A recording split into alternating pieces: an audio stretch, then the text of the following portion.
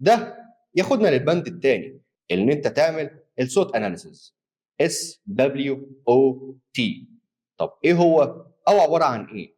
هو اختصار للسترينثs، الويكنس، الاوبورتونيتيز، الثريتس. هو ايه ده؟ هو ايه الكلام ده؟ اول حاجه السترينثs، نقاط القوه بتاعتك. ايه قوتك في المشروع؟ هل ليك ميزه تنافسيه عن اي حد من المنافسين بتوعك؟ او هل انت زي ما قلنا في الاول فاتح مشروع في مجال في المدينه او المحافظه اللي انت فيها محدش سبقك وفتح فيه فانت لك الاسبقيه؟ هل انت بتقدم خدمه او بتقدم منتج بسعر منافس عن اي حد تاني؟ هل انت بتقدم خدمه ما بعد البيع اللي المنافس بتاعك او المنافسين بتوعك مش بيقدموها؟ فهنا نقاط القوه بتاعتك لازم تكون عارفها، تشتغل عليها ان انت تزودها. الدبليو الويكنس، اللي هي نقاط الضعف. زي ما قلنا نقاط القوه لازم نكون محددين وعارفين بشكل ادق واكتر نقاط الضعف بتاعتنا.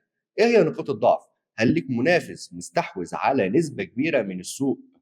هل المشروع بتاعك لسه الناس مش عارفاه، الناس مش فاهماه، فانت محتاج مجهود اكبر في التوعيه ليه؟ هل انت محتاج راس مال كبير علشان تبدا المشروع ده، وده ممكن يكون مش متوفر بنسبه كبيره معاك؟